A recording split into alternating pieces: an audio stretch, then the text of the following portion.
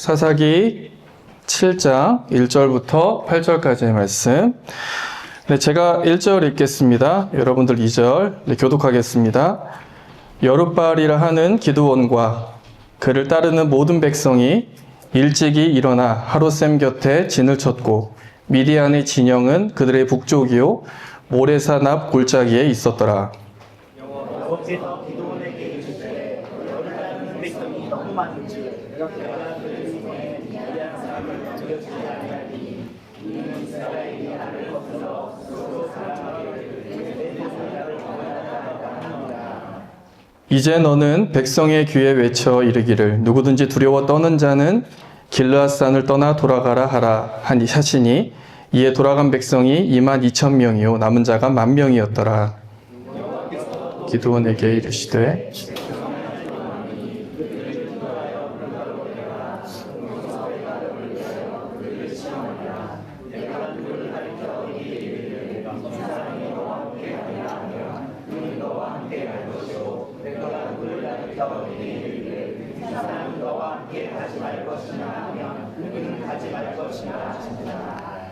이에 백성을 인도하여 물가에 내려가매 여호와께서 기드온에게 이르시되 누구든지 개가 핥는 것 같이 혀로 물을 핥는 자들을 너는 따로 세우고 또 누구든지 무릎을 꿇고 마시는 자들도 그와 같이 하라 하시더니 자의 수는 300명이요 그 외의 백성은 다 무릎을 꿇고 여호와께서 기드온에게 이르시되 내가 이 물을 핥아먹는 300명으로 너희를 구원하며 미디안을 내 손에 넘겨주리니 남은 백성은 각각 자기의 처소로 돌아갈 것이니라 하시니 이에 백성이 양식과 나팔을 손에 든지라. 기드온이 이스라엘 모든 백성을 각각 그의 장막으로 돌려보내고 그 300명은 머물게 아니라 미디안 진영은 그 아래 골짜기 가운데 있었더라. 아멘. 이번 우리 수련회 전체 주제는 우리 여백이라고 하는 이 단어로 함께 좀 말씀을 나누어 보려고 합니다. 오늘은 이 기드온이라고 하는 사사의 이야기를 통해서 하나님이 여백을 통해 주시고자 하시는 메시지를 좀 살피고요. 내일은 이 스가랴서에 나오는 이 스룹바벨 왕을 통해서 한번 여백에 관해서 좀 살펴볼 거고, 주일에는 이 사도 바울의 이야기를 통해서 또 좀 여백과 관련된 메시지를 좀 살펴보고자 합니다. 제가 좀 좋아하는 작가, 목사님 중에 예전에도 제가 설교 중에 이야기를 했던 것처럼 이재철 목사님이라고 하는 분이 계십니다. 제가 예전에 설교 중에 기억을 하실는지는 모르지만 제가 이전 교회에 있을 때 그 이재철 목사님을 모시고 부흥회를 한번 한 적이 있는데 한 3일 동안 부흥회를 해서 3일간 이렇게 목사님을 하루 종일 모시고 이렇게 돌아다닐 수 있는 기회가 있었는데 목사님이 뭐 의례적으로 하신 말씀인지 진짜 정이 든 것인지 마지막 날에 자기 있는 거창으로 놀러 오라고 이렇게 말씀하셨는데 제가 너무나 존경했던, 어찌 보면 저에게 있어서는 연예인과 같은 목사님이신지라 마지막 인사를 어떻게 할까 막 고민하다가 멀리에서 목사님 항상 응원하겠습니다 라고 이렇게 제가 연습을 하고 목사님과의 이별을 준비하는데 목사님이 갑자기 저를 마지막 날 끌어안으시더니 거창으로 놀러 오라고, 자기 있는 거창으로 놀러 오라고 이런 이야기를 들었으면 저는 분명히 그 목사님한테 진짜요? 가도 돼요? 라고 했어야 됐는데 제가 연습한 말이 너무 꽂혀 있는 나머지 목사님 멀리에서 응원하겠습니다 라고 이야기 준비한 말도 생략해 버려가지고 지금도 연락을 못 드리고 있는, 주고받은 문자만 지금 되뇌이면서, 그렇게 지금, 있는데, 이재철 목사님이 쓰신 책 가운데 많이 언급되는 개념이 어떤 개념이냐면, 이 믿음의 대체어라는 개념이 많이 나옵니다. 사실, 신앙인들에게 있어서의 믿음은 너무나 익숙한 단어이지만, 너무나 익숙한 나머지, 이것이 우리에게는 너무나 추상적이고 관념적인 단어가 되어버렸다.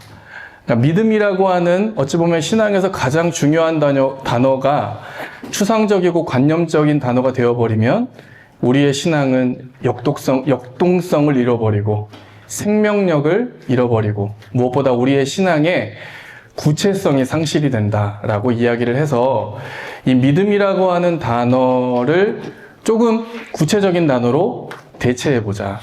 조금 우리의 삶의 현실에 맞닿아 있는 단어로 한번 대체해보자 라고 이렇게 이야기를 하시면서 이 믿음의 대체어라는 개념을 이야기하시는데 보이십니까? 네. 보이세요? 네, 제가 양평수양관을 바꿀 수 있는 권리는 없지만, 권한은 없지만, 제가 그나마 한 가지를 바꾸고 싶다면은 이 스크린을 좀 바꾸고 싶어요. 이 크기에 비해서 너무나 오밀조밀한 이 스크린. 제가 사실 이 테이블하고 이 의자 놓는 것도 사실 제가 건의를 했거든요. 근데 이렇게 빨리 됐을지는. 하지만 우리는 겨울에만 이용한다는 거. 네, 근데 제가 건의라도 해보도록 하겠습니다. 네, 혹시 우리 다드림 지체들 중에 좀 바꾸고 싶은, 네, 헌신하고 싶은 분들이 있다면 좀 한번 저한테, 네, 제가 최대한 크게 만든다고 만들었는데 이렇게 생각보다 작게 나올지는 모르겠네요. 이 믿음의 대체어들을, 목사님 책에 나오는 믿음의 대체어들을 모아보면은 뭐 쭉 이런 단어예요. 순종이 용기요, 시선이요, 다루어짐이요, 신실이요, 또 눈에 보이는 것, 자기 발견, 자기 사랑, 뭐 기다림, 자기 확장, 버림, 모험, 초지일관, 이런 다양한 단어들. 어찌 보면은 이 믿음의 양상은 우리 각자의 삶 가운데 다 다르게 나타나기 때문에 어쩌면 믿음의 대체어들을 우리 각자가 한번 삶 가운데에서 나에게 있어서 믿음이란 이런 것 같다. 나에게 있어서 믿음으로 산다는 것이란 이런 것과 같다라고 좀 생각해 볼 필요가 있을 것 같아요. 그래서 한번 내일 오전 조별 모임을 할 때, 네, 뭐 가이드북에 나온 대로 뭐 질문지를 가지고 우리가 나눠보기도 하겠지만, 나에게 있어서 믿음의 대체어는 무엇인가? 나에게 있어서 믿음이란 이렇게 구체적으로 드러나는 것 같다라고 한번 좀 생각해보고 나눠보는 그런 시간을 가져보면 좋을 것 같습니다. 근데 최근에 나온 그 책 가운데 가장 최근에 나온 책이 뭐 한 2022년인가요? 아무튼 그때 나온 책 중에 이 개념이 있었어요. 믿음은 여백이다. 믿음은 여백이다. 그래서 제가 이 구절을 참 인상 깊게 읽어서 제가 그대로 가지고 왔는데, 믿음은 여백이다. 믿음은 부활하신 주님께서 그대 삶의 모든 영역에 걸쳐 마음껏 역사하시게끔 그대의 일평생을 주님께 계속 여백으로 내어드리는 것이다. 그때 주님께서 그 여백에 그대가 상상할 수도 없던 주님의 섭리를 펼치신다. 그대는 그대의 수준으로 주님을 끌어내리는 것이 아니다. 믿음은 주님 앞에 그대가 여백이 되는 것이다. 그것은 그대의 여백에 당신의 섭리를 펼치실 주님의 수준으로 그대를 끌어올리는 길이다. 믿음은 하나님께 여백을 남겨드리는 것이다. 라는 구절이 있더라고요. 믿음이란 여백이다. 여백을 맡기는 믿음. 어찌 보면 우리에게 있어서 여백은 또 다양하게 드러날 것 같습니다. 결핍으로도 드러날 수 있고요. 해결되지 않는 문제로도 드러날 수 있고, 불확실한 미래로도 또 드러날 수 있고, 또 내가 통제되지 않는 어떤 삶의 영역들, 통제되지 않는 관계, 내가 통제할 수 없는 문제들, 이 모든 것들이 어찌 보면 우리의 삶의 여백일 텐데, 여백이 남겨져 있다는 것을 우리는 때때로 문제라고 생각할 수도 있죠. 내 잘못이고, 내가 무언가를 잘못했기 때문에. 하지만 여백은 하나님이 일하시는 공간, 하나님의 섭리를 펼치시는 공간으로 이해를 해야 한다. 그 여백을 맡겨드리는 것이 믿음이다. 이것을 우리가 수련회 때 한번 좀 나누어 보려고 합니다. 특별히 오늘은 이 기드온이라고 하는 인물을 통해서 하나님이 때때로 우리에게 여백을 만들어 놓으실 때가 있다는 거예요. 여백을 만드실 때가 있다. 우리의 힘을 일부러 약화시키고, 우리를 일부러 부족하게 만드시고, 우리를 일부러 결핍 가운데 내모시기도 하고, 이렇게 하나님이 어떠한 분명한 메시지가 있어서 우리를 여백으로 내모시는 때가 있다. 여백을 만드실 때가 있다라는 개념을 우리가 함께 좀 나누어 보려고 합니다. 자, 사사. 이 기드온은 사사입니다. 사사. 이 사사라고 하는 이 직분은 왕정제도 전에, 그러니까 사울왕으로부터 시작되는 사울왕 다윗왕으로부터 쭉 이어지는 왕정제도 전에 약 350년 정도 이스라엘을 이렇게 지배하고 있었던 제도가 이 사사제도입니다.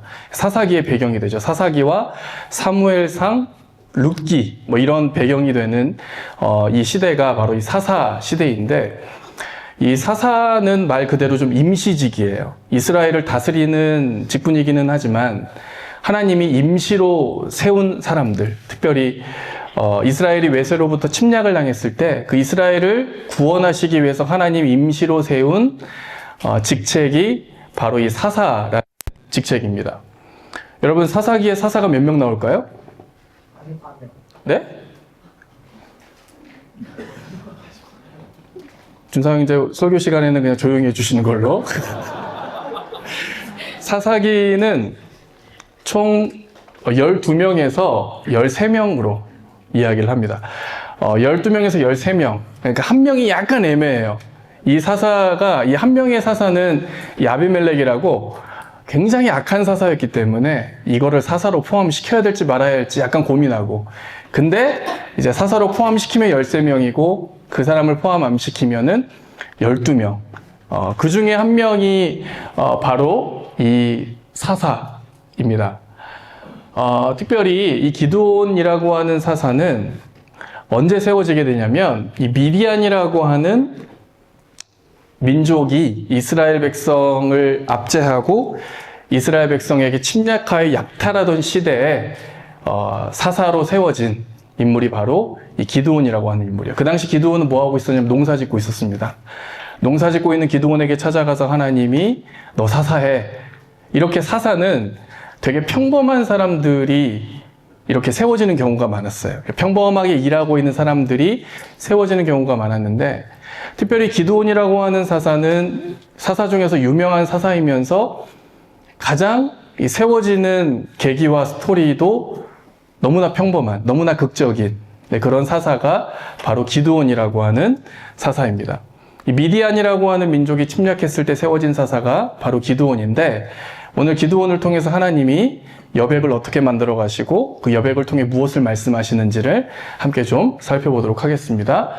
첫 번째, 하나님은 어떻게 여백을 만드시냐면 준비되지 않는 자를 택해서 여백을 만드신다. 준비되지 않는 자를 택해서 여백을 만드신다는 것입니다. 여호와의 사자, 하나님께서 천사를 보내셔서 기드온을 사사로 세우시는 장면인데요. 사사기 6장 11절을 보시면은 여호와의 사자가 아비에셀 사람 요아스에게 속한 오브라에 이르러 상수리 나무 아래에 앉은지라. 마침 요아스의 아들 기드온이 미디안 사람에게 알리지 아니하려 하여 밀을 포도주 틀에서 타작하더니, 여기 마지막 구절을 우리가 좀 집중할 필요가 있습니다. 밀을 포도주 틀에서 타작한다. 여러분, 저는 시골에서 태어난 사람이 아니기 때문에, 지방에서 태어나기는 했지만 농촌에서 태어난 사람은 아니기 때문에 저 밀을 타작해 본 기억은 없습니다. 그런데 밀을 타작할 때 어떻게 하냐면은, 밀을 타작할 때는 좀 이렇게 넓은 공간, 바람이 잘 통하는 공간, 높은 공간에서 보통 타작을 해야 한다고 하더라고요. 그래야지 이 밀의 껍질, 밀의 겨가 잘 날아갈 수 있기 때문에. 그러니까 통풍이 되게 잘 되는 공간에서 밀을 타작해야 하는데, 기드온은 밀 타작을 어디에서 하고 있다는 것입니까? 포도즙 틀에서 하고 있다. 여러분, 반대로 이 포도즙 틀이라는 것은 통풍이 안 되는 곳에서 해야 하는 작업이었대요. 왜냐면은 통풍이 잘 되면 향이 다 날아가 버리니까, 알코올 성분이 다 날아가 버리니까. 그래서 보통 이렇게 구덩이를 파놓고 거기다가 포도즙 틀을 만들었다고 하는데, 지금 기드온은 무엇을 어디서 하고 있는 것입니까? 밀 타작을 포도즙 틀에서 하고 있다. 통풍이 잘 되는 곳에서 해야 하는 작업을 통풍이 가장 안 되는 곳에서 하고 있는 모습. 이거 굉장히 좀 이상한 장면입니다. 그런데 이 이상한 표현, 이상한 장면이 사사기에 굉장히 자주 나와요. 전혀 대비가 안 되는, 전혀 붙여지지 않아야 하는 낱말을 너무 자연스럽게 붙여놓습니다. 예를 들면 이런 거 똑같아요. 나 내일 결혼식 가. 누구 결혼식? 내 아내 결혼식 가.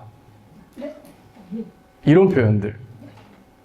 그리고 뭐 예전에 이번에 새로 오신 김기랑 목사님이라고 엄청 크신 목사님이 계신데 그 목사님이 이런 비유를 하더라고요.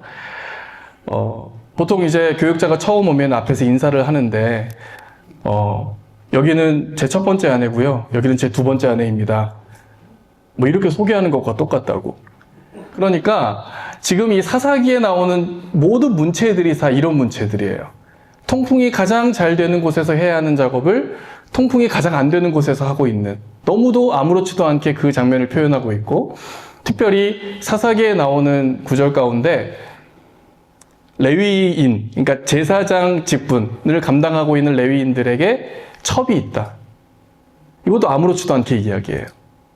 또 심지어는 나중에 이제 사사기 끝부분을 가보시면은 뭐 동성애하는 그런 장면들이 나오는데, 어떤 나그네가 어떤 마을로 들어가는데 그 나그네를 범하기 위해서 장정들이 문을 막 두드려요. 그 남자 꺼내라고. 그것도 이상한 장면인데 그 집주인이 자기한테 온 손님을 보호하기 위해서 어떻게 하시는지 아세요? 내 딸을 이렇게 보낸다고. 그러니까 이런 장면들이 사사기에는 굉장히 이상한 장면들이 많이 나와요. 그러니까 사사시대가 말 그대로 이상한 시대였다는 거예요. 사사시대가.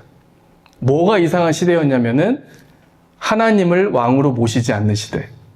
그때 이스라엘의 왕이 없으므로. 그러니까 사사시대가 보여주는 것은 무엇이냐면 하나님을 왕으로 여기지 않는 모습이야말로 너무나 이상한 모습이다. 너무도 아이러니한 모습이다. 피조물인 주제, 하나님께 창조된 주제에 하나님을 왕으로 모시지 않는 그 모습이야말로 마치 나 내일 아내 결혼식 가, 나 내일 남편 결혼식 가, 이렇게 이야기하는 이상한 모습이 바로 하나님을 왕으로 모시지 않는 모습이다 라고 이렇게 표현을 하는 거예요. 어쨌든 지금 기드온이 무엇을 하고 있냐면 이렇게 통풍이 잘 되는 곳에서 해야 하는 그 작업을 통풍이 가장 안 되는 곳에서 하고 있는 장면. 왜 이렇게 하고 있을까요? 미디안한테 걸릴까봐. 미디안이 지금 곳곳을 돌아다니면서 약탈과 침범을 하고 있는 상황에서 자신의 재산도 빼앗길까봐 지금 이렇게 망을 보면서 하고 있는 그런 장면을 보여주고 있어요. 이러한 기드온에게 찾아가서 하나님의 사자가 하는 이야기가 뭐냐면 큰 용사여 여호와께서 너와 함께 계시도다. 이것도 굉장히 이상한 표현이에요. 겁이 많아가지고 구덩이에 숨어있는 그 사람을 보면서 큰 용사여 여호와가 너와 함께 계시도다. 제가 오늘 살펴보지는 않겠지만 기드온이 이 말 듣고 화를 냅니다. 함께 하신다고요? 함께 하신다면서 지금 미디안이 우리 쳐들어온 상황이 뭔 상황인 건데요. 뭐 이런 식으로 이야기를 합니다. 어쨌든 지금 겁쟁이인 상태, 겁먹어가지고 구덩이에 빠져있는 그 기드온을 큰 용사라고 부르시면서 사사로 부르시는 하나님의 모습을 볼 수 있는데, 당연히 그 다음 수순은 무엇이겠습니까? 기드온이 거절하죠. 무엇 갖고 거절하냐면 기드온이 그에게 대답하되 오 주여 내가 무엇으로 이스라엘을 구원하리이까? 보소서 나의 집은 므낫세 중에서 극히 약하고 나는 내 아버지 집에서 가장 작은 자니이다. 네, 여기서 기드온이 어떤 지파인 것을 알 수 있습니까? 네, 므낫세 지파라는 것을 알 수 있죠. 이스라엘 12지파 쭉 나열을 해봤는데, 여러분 엄밀히 이야기하면 이스라엘은 13지파예요. 왜냐하면은 요셉 지파로 퉁치는 경우는 12지파이지만 야곱이 요셉에게 장자의 명분을 주면서 요셉에게 2지파의 몫을 주거든요. 그 2지파를 누구에게 주냐면 요셉의 아들들, 첫째 아들인 므낫세와 두 번째 아들인 에브라임에게 한 지파씩 줍니다. 그러니까 엄밀히 따지면 13지파예요. 근데 나중에 땅 분배를 할 때 12지파를 분배를 하게 되죠. 한 지파, 레위 지파는 땅 분배를 받지 않는다. 왜냐하면 땅이 기업이 아니라 레위 지파는 하나님이 직접 기업이 되실 것이기 때문에 그 레위 지파만큼은 땅 분배를 받지 않죠. 그러니까 땅 분배를 할 때는 12지파이지만 그냥 지파를 쭉 나열하면은 사실 13지파가 됩니다. 그러니까 우리가 주목할 것은 요셉 지파예요. 므낫세와 에브라임. 아까 이야기했던 것처럼 므낫세가 장자, 에브라임이 차자예요. 그런데 므낫세와 에브라임 중에 야곱이 누구에게 장자의 권세를 줍니까? 에브라임에게 줘요. 그러니까 차자를 더 축복하는. 그러니까 야곱이 차자였잖아요. 야곱이 장자권을 빼앗고 장자권을 빼앗잖아요. 그러니까 그런 것처럼 이 쭉 흐르고 있는 이 줄기가 야곱도 결국에는 장자인 므낫세가 아니라 차자인 에브라임에게 장자권을 줍니다. 이 므낫세와 에브라임, 어찌 보면은 여러분 이 지파끼리의 어떤 경쟁과 역학 구조를 좀 정치적으로 해석하면은 굉장히 좀 재밌는 구조가 나와요. 여러분 이 므낫세와 에브라임, 이거는 같은 뿌리잖아요. 얼마나 비교가 됐겠어요? 그냥 있어도 비교가 될 텐데 이 므낫세와 에브라임은 굉장히 영향력 면에서 두드러진 차이가 있습니다. 에브라임이라고 하면은 이 12지파에서도 리더격인 지파예요. 대표적인 인물이 나오죠. 여호수아라는 인물이 에브라임 지파예요. 나중에 통일왕국, 다윗이 이룬 통일왕국이 분열왕국이 되잖아요. 북이스라엘과 남유다로 나뉘게 되잖아요. 북이스라엘의 리더격인 지파가 에브라임 지파가 됩니다. 에브라임 지파가 선동을 해서 에브라임 지파가 이끌어서 북이스라엘과 남유다로 나뉘게 만든 어떤 원인이 되는 지파가 에브라임 지파. 그러니까 에브라임 지파 하면은 이것은 리더 지파다. 그런데 반대로 이 므낫세 지파는 에브라임에 비하면 영향력도 너무나 미미했고 변두리에 있었던 지파였고, 그러니까 지금 기드온이 나는 므낫세 지파입니다라고 이야기하는 것은 나는 리더가 되기에 적합하지 않는 지파입니다 라고 지금 이렇게 이야기하고 있는 거죠. 게다가 나중에 땅 분배를 하게 되는데 땅은 되게 커 보이지만 이 므낫세 지파 같은 경우에는 땅 분배를 어떻게 받냐면 요단강을 기준으로 해서 동쪽의 반지파, 서쪽의 반지파 이렇게 분할해서 받아요. 그래서 성경의 표현대로 하자면 므낫세 반지파 이런 표현이 나오잖아요. 그러니까 므낫세 반지파는 동쪽에, 므낫세 나머지 반지파는 서쪽에 이렇게 위치하기 때문에 뭔가 전쟁이 났을 때나 병력이 필요할 때 군사를 모집하는 것이 굉장히 어려웠습니다. 병력을 모집하고 각 지파끼리에 뭔가 연합을 하는 것이 굉장히 어려웠던 지파예요. 여기에서 게다가 기드온 지파는 므낫세 중에서 극히 약하고 나는 내 아버지 집에서 가장 작은 자니이다. 므낫세 중에서 극히 약하다, 나는 가장 작다라는 이야기는 무엇이냐면 가뜩이나 군사력을 모으고 군사력을 결집시키기 어려운 므낫세 지파 가운데서도 가장 군대를 모으기 어려운 집안이 우리 집안이다 라고 하는 그런 뜻을 가지고 있는 거예요. 므낫세, 그러니까 출신 성분의 약점도 가지고 있었던 사람이 바로 이 기드온이었다는 것입니다. 그러니까 기드온은 전혀 준비되지 않은 상태에 놓였던 사람이에요. 하지만 하나님께서는 그 준비되지 않은 기드온을 향해서 큰 용사다라고 말씀하시면서 사사로 세우십니다. 기드온의 준비되지 않음과 하나님이 큰 용사로 부르시는 그 부르심 가운데는 엄청난 여백이 존재해요. 하지만 하나님은 그 여백을 택하십니다. 그 여백을 선택하세요. 여러분, 하나님이 우리가 꼭 준비되어야만 부르시는 것은 아닌 것 같아요. 하나님이 꼭 우리가 좀 뭔가 철저하게 준비되어야만 하나님의 사람으로 부르시지는 않는 것 같아요. 제가 어렸을 때 정말 많이 들었던, 특히 이제 고등학교 때, 제가 고등학교 때 미션 스쿨을 나왔기 때문에 선생님들도 대부분 다 믿는 분들이었어요. 그리고 저도 이제 교회를 잘 다닌다는 거를 또 알고 있었으니까 선생님이 저한테 항상 해주셨던 이야기가 뭐냐면은 준비된 자를 하나님이 쓰신다고, 그리고 공부를 열심히 해야 된다고, 준비된 자를 하나님이 쓰시니까. 여러분, 이 말도 틀린 말은 아니지만 하나님이 준비됐다고 다 쓰시는 건 아니더라고요. 반대로 준비가 안 됐다고 안 쓰시는 것도 아니더라고요. 하나님이 쓰시는 방법은 너무나 다양합니다.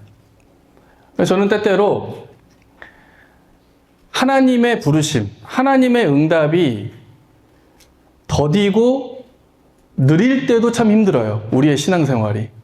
도대체 하나님의 응답은 언제 오는 것인가? 하나님의 뜻은 언제 보이는 것인가?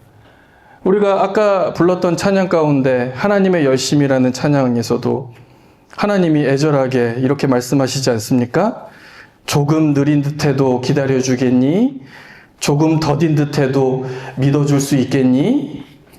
이 음성 들어보셨습니까? 네.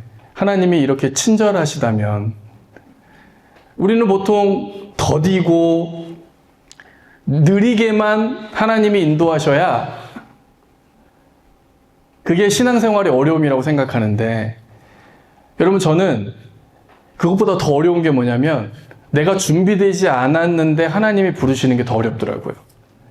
하나님의 시간이 내가 생각하는 시간보다 느릴 때도 힘들지만 하나님의 시간이 내 준비 상태와 내 생각보다 빠를 때, 그때는 진짜 더 힘든 것 같아요. 그때야말로 진짜 순종이 필요한 때인 것 같아요. 제가 예전에 설교 중에도 이야기했잖아요. 제 친구 중에 파송당한 선교사가 있다고. 제 선교의 꿈을 가지고 있었던 목회자 친구인데, 한 번은 담임 목사님하고 면담하는 그런 시간이 있었는데 거기서 해서는 안 될 말을 해버린 거예요. 아무개 목사님은 뭐 하고 싶어요? 라고 이런 질문에 저는 사실 선교를 생각하고 있습니다. 언젠가는 선교사가 될 마음을 가지고 있습니다. 라고 이렇게 이야기를 드리니까 담임 목사님이 너무나 안타깝게도 길을 열어줘 버리신 거예요. 그래서 하려면 빨리 해야지 라고 하면서 그 친구 목사님이 생각했던 시간보다 한 5년, 10년 앞당겨서 파송을 당해버렸어요. 진짜 많이 힘들어 했었어요. 진짜 많이 힘들어 했었어요. 여러분, 저도 그렇습니다. 저도 목회자로서 하나님이 인도하시는 그런 여정들을 쭉 보다 보면, 물론 뭐 느리고 더디게 뭐 인도하시는 그런 경우들도 물론 있지만, 진짜 제가 당황스러운 경우는 내 예상보다 하나님이 막 빨리빨리 정신없이 막 인도를 해주실 때예요. 뭐 예를 들면은 목회자에게 있어서 이렇게 사역지를 변경을 한다는 것이 굉장히 또 작은 일은 아니니까, 제가 서울에서 사역하다가 대구로 내려가게 된 것도 그게 뭐 한두 달 고민하고 일어난 일이 아닙니다. 단 3일 만에 일어난 일이에요. 단 3일 만에. 그리고 그 대구에서 또 다시 사역지를 옮겨가는 그 과정도 뭐 한 두세 달 결정된 게 아니라 제 생각에 단 2주 만에 결정됐던 일이에요. 그러니까 거의 뭐 내가 준비돼서 네, 하나님 준비됐습니다 라고 해서 간 게 아니라 와보니 강남교회예요. 전 아직도 노량진에 제가 왜 있는지 모르겠어요. 가끔씩 그런 생각이 들어요. 이 노량진이라는 동네는 제가 익숙한 동네거든요. 왜냐하면 제가 이 주변을 살았었어요. 영본초등학교 옆에서 잠깐 살았던 적이 있어요.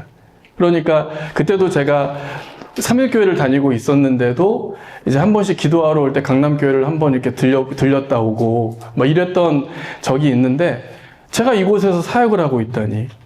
그래서 제가 아는 사람들한테는 한 번씩 하는 이야기, 내가 지금 여기 왜 있는지 모르겠다고.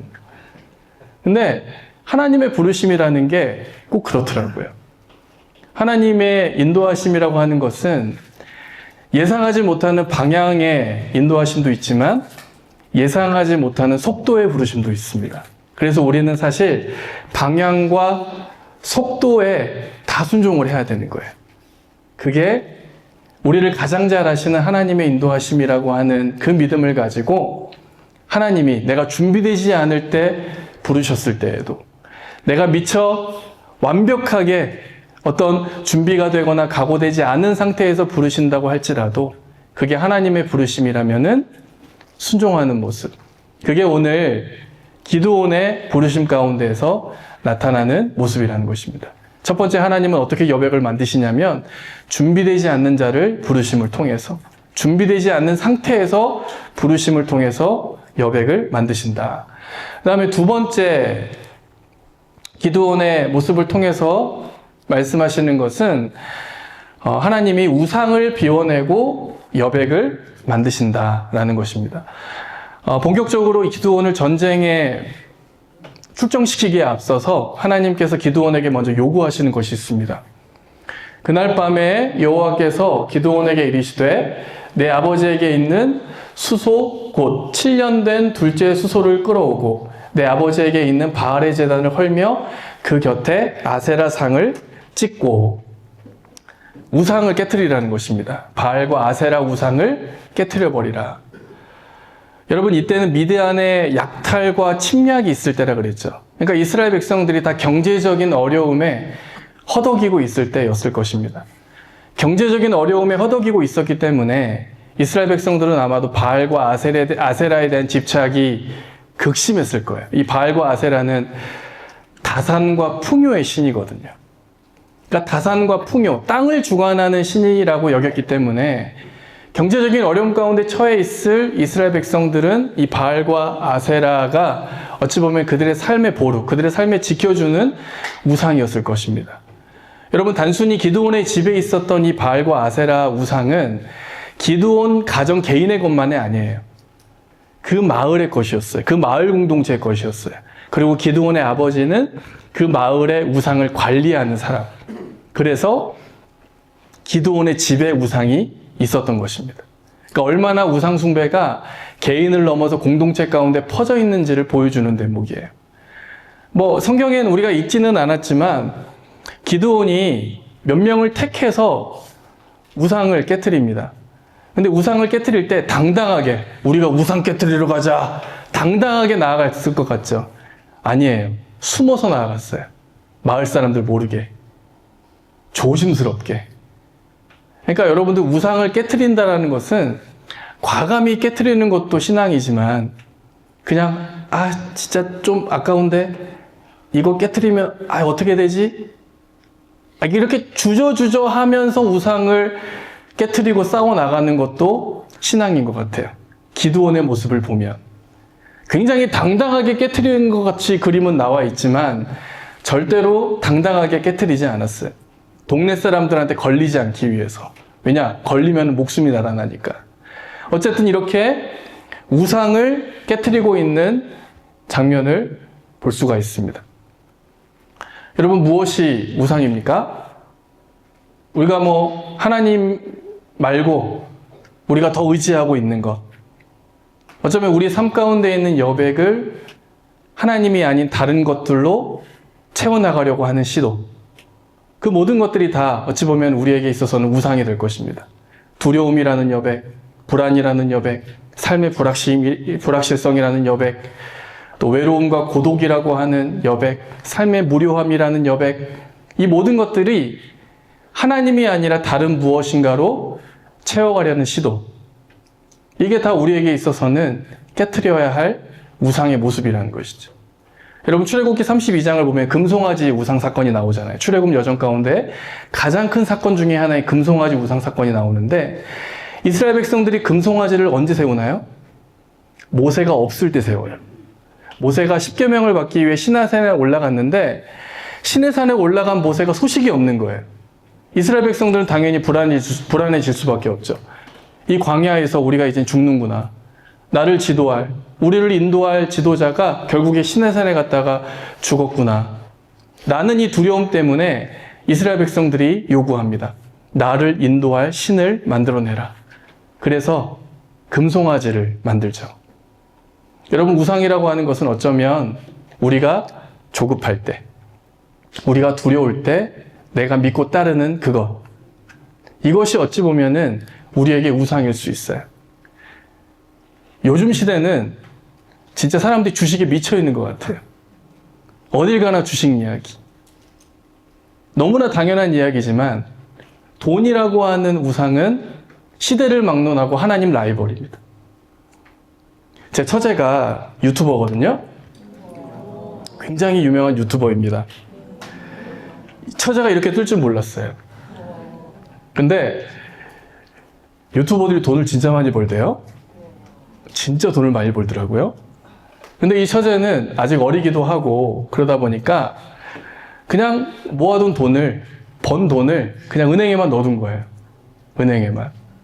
근데 저는 이 경영학과 출신이고, 저는 사실 대학교 1학년 때부터 이렇게 주식 투자를 하고 막 그랬었거든요. 뭐 주식 투자했다고 해서 뭐 1, 2만 원씩 이렇게.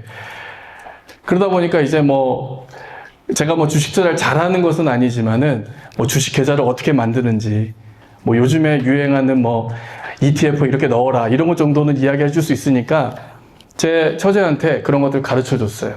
주식 계좌를 만드는 법, 그리고 어디 가서 이렇게 해서 이렇게 넣으면은 뭐 잃지는 않을 거다라고 이렇게 이야기를 했는데, 처음에 이 처제는 너무 겁이 나니까 형부 저는 그냥 은행 적금, 예금 수익률보다 조금만 더 나오면 돼요. 예금 적금이 뭐 3%니까 뭐 한 5%, 6%만 더 받으면은 난 너무 만족하겠어요. 라고 이렇게 이야기했는데, 이제 투자한 지 한 2달 됐거든요. 이 친구 눈이 돌아가 버린 거예요. 눈이 돌아가가지고, 은행 예금보다 조금 더 받기만 하면은 만족하겠다는 그 다짐은 온데간데 없고, 여기 넣어도 돼요? 저기 넣어도 돼요? 여기 넣어도 돼요? 저기 넣어도 돼요? 어제 넣었으면은 올랐는데 막 이런 식으로 난리가 난 거예요. 여러분, 그런 심리가 있다고 하잖아요. 투자를 하는 사람들이 내가 투자한 것이 떨어질 때의 충격보다 어떤 충격이 더 크냐면은 내가 오늘 뺐는데 내일 그 다음날 엄청 올랐을 때 그 패배감이 더 크다고 하잖아요. 내가 오늘 넣으려고 했는데 넣지 않아가지고 놓친 그 수익률의 충격이 더 크다고 하잖아요. 잃어버릴 때의 충격보다 내가 더 얻지 못했을 때 충격이 더 큰 게 인간인 것 같아요. 이게 우상인 것 같아요. 이게. 우리 스스로가 딴 데 갈 필요도 없습니다. 여전히 우리 가운데는 돈이라고 하는 우상이 도사리고 있어요. 여러분, 돈이 많은 사람이 돈을 우상으로 삼을 확률이 높을까요? 돈이 적은 사람이 돈을 우상으로 삼을 확률이 높을까요?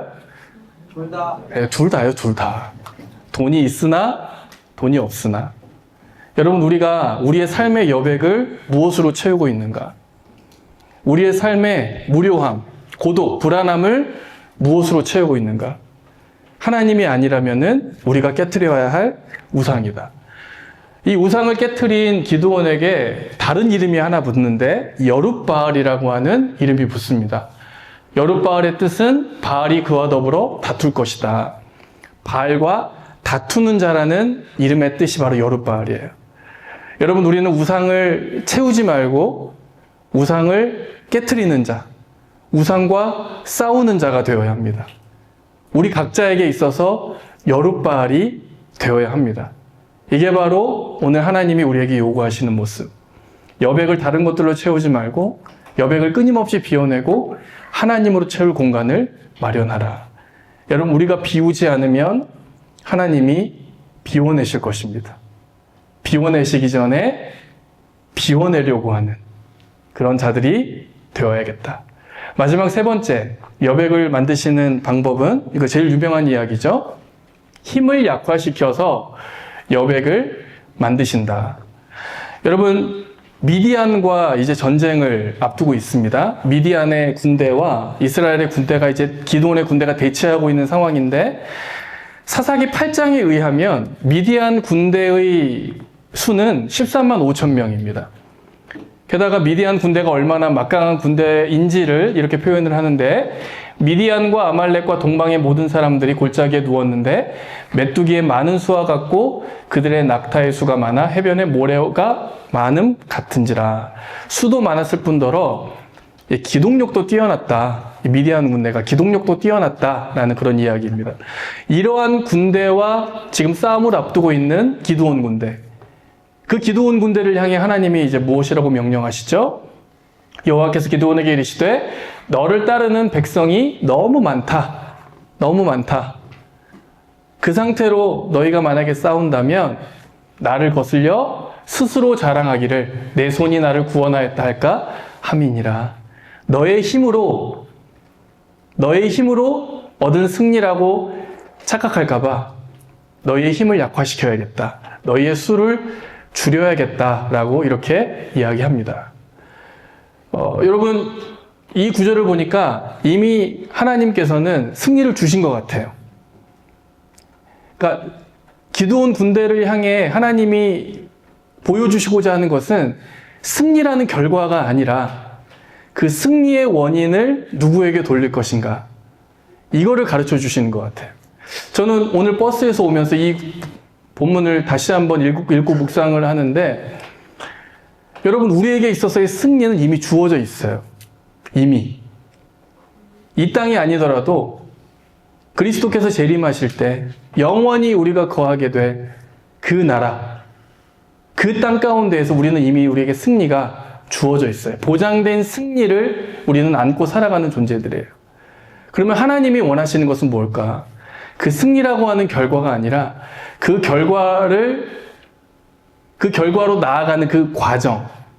지금 오늘 기드온 군대를 향해 보여주시는 것도 승리의 결과를 보여주시려고 하는 것이 아니라 승리의 원인을 하나님께 돌리는 그 과정을 가르쳐 주시려고 하는 거잖아요. 그러니까 지금 이 땅을 살고 있는 우리도 결과에 집중하기보다는 끊임없이 하나님께 영광을 돌리고 하나님께 우리의 승리의 원인을 돌리는 그 믿음을 하나님이 더 우리에게 보고자 하시는 것 같아요. 어쨌든 지금 기드온 군대를 향해서 하나님이 지금 수를 줄이려고 하시는데, 첫 번째 작업은 두려워 떠는 자를 돌려보내는 것입니다. 두려워 떠는 자를 돌려보내는 것. 그래서 돌아간 자가 22,000명이고 남은 자가 10,000명이었다. 두려워 떠는 자를 보내는 이유, 성경의 근거는 이렇습니다. 두려워서, 신명기 20장을 보시면 두려워서 마음이 허약한 자가 있느냐? 그는 집으로 돌아갈지니 그의 형제들도 마음이 그와 마음과 같이 낙심될까 하노라. 두려워하는 자가 있으면 그 옆에 있는 사람도 낙심이 되니까, 아마 이런 이유 때문에 돌려보내신 이유도 있겠지만, 진짜 돌려보내신 이유는 우리가 좀 마지막에 살펴볼 거예요. 한번 정리를 해보죠. 돌아간 사람이 22,000명, 남은 사람이 10,000명. 그러니까 기드온의 원 군대 숫자는 32,000명. 그러니까 지금 미디안 군대가 135,000명인데 원래 기드온 군대가 32,000명. 가뜩이나 처음부터 숫자가 딸린 상황에서 하나님이 말도 안 되는 이야기가 하신 거죠. 너의 수가 너무 많다. 그래서 두려워 떠는 자 보내라고 했더니 22,000명 가고 10,000명이 남아 있습니다. 기드온, 그 다음에 남아있는 10,000명 군대 사람들의 생각이 어땠을까요? 말도 안 된다고 생각을 했겠죠. 근데 더 말도 안 되는 요구를 하십니다. 아직도 많다. 그래서 두 번째 숫자를 줄이는 작업을 이제 하십니다. 물가로 내려가라. 이 물가로 내려가서 무슨 명령을 하시냐면, 누구든지 개가 핥는 것 같이 혀로 물을 핥는 자들을 한 그룹으로 세우고, 그 다음에 무릎을 꿇고 마시는 자들도 한 그룹으로 세워라. 두 그룹으로 나눠라 라고 하는 거예요. 그래서 이렇게 나누어집니다. 혀로 물을 핥는 자, 무릎을 꿇고 물을 마시는 자. 숫자가 어떻게 될까요? 혀로 물을 핥는 자는 300명이고 무릎을 꿇고 물을 마시는 자는 9,700명이 됩니다. 이 둘 중에서 누구를 선택하십니까? 개처럼 혀로 물을 핥는 자들을 택하시죠. 혹자는 300명을 택하신 이유가 경계 자세가 좋았기 때문이라고 이야기하는 학자들도 있어요. 그러니까 지금 여기를 보면은 혀로 물을 핥는 자들은 무릎을 다 안 굽히고 꼿꼿이 세워가지고 물을 마시잖아요. 그러니까 경계 자세가 돼 있다. 근데 여기 무릎을 꿇고 물을 마시는 자들은 경계고 뭐고 할 거 없이 그냥 일단은 목축임을 하려고, 이런 모습이잖아요. 그러니까 300명을 택하신 이유는 이들이 군인으로서 자세가 되어 있기 때문에 택하신 것이다라고 해석하는 사람들도 있기는 하지만, 여러분, 지금 하나님이 이 기드온 군대에게 요구하시는 것은 뭐냐면 정예 부대를 만드시는 것이 아니에요. 이미 승리는 보장되어 있고 그 승리의 과정까지, 이 승리의 원인은 하나님께 있다라는 것을 보다 더 확실하게 알려주시기 위해서 수를 완전히 줄여버리시는 거예요. 그래서 300명과 9,700명 중에 300명을 택하신 이유가 뭘까요? 소수이기 때문이에요.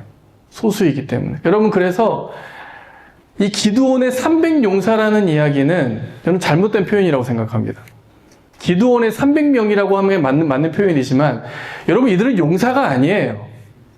그냥 소수예요, 소수. 하나님, 이 승리의 원인이 하나님이다라는 것을 확실하게 드러내기 위해서 그냥 하나님께 이용당한 군대예요. 굳이 표현하면 기드온은 300명 호구 이렇게 이야기할 수도 있을 것 같아요. 300명의 심리를 생각해 보라고요. 이제 우리 당당하게 주님만 믿고 나아가자 했겠냐고요. 이제 우리는 죽었다. 호구 됐네. 이렇게 이야기하지 않겠어요? 여러분, 하나님이 소수를 택하신 이유는 이 승리의 원인이 하나님께 있다라는 것을 분명하게 알려주시기 위해서. 더 나아가서는 하나님만 의지하는 방법을 배우게 하기 위해서 소수를 택하신 것이다.